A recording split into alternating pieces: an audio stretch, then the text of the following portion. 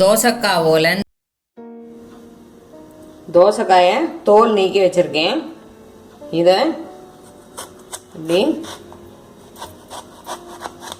உடுக்கு வாட்டில் நறுக்கிக்கணும். இப்படியே ஸ்ட்ராங்காக பிடிச்சோம்னாக்கா இப்படியே கூட நறுக்கிக்கலாம்.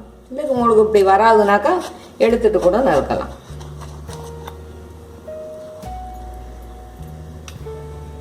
இதையும் பாதியாக நறுக்கிக்கலாம்.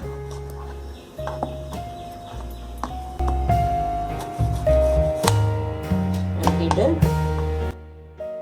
இதை இந்த மாதிரி ஸ்லைஸ் பண்ணிக்கலாம்.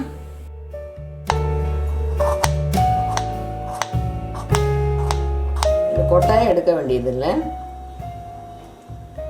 இப்படி ஸ்லைஸாக போடும்.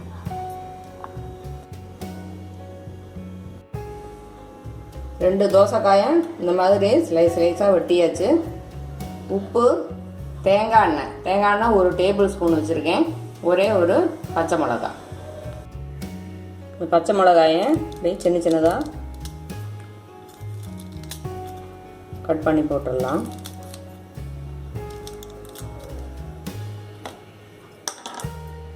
தேவையான அளவு உப்பு. வேகும்போது இது கொஞ்சம் சுருங்கிடும். அதனால ஒரு 1/4 ஸ்பூனுக்கு மேலே உப்பு சேர்த்துருக்கேன். இப்போ இது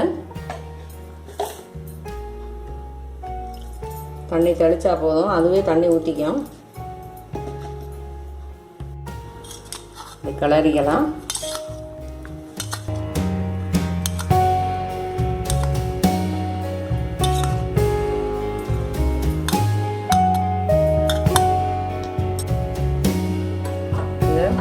குக்கரில் தண்ணி ஊற்றி அடுப்பை பற்ற வச்சு உள்ளே வச்சிடலாம். ஒரு 3 விசிலுக்கு வேகணும்.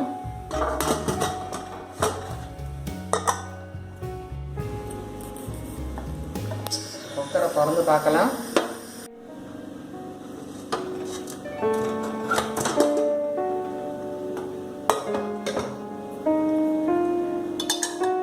நல்லா வெந்துடுச்சு.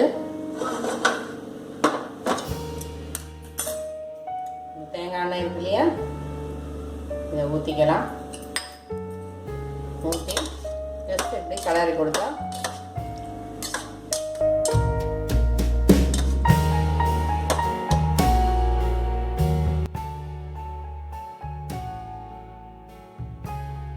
தோசைக்காய் ஓலன் ரெடி.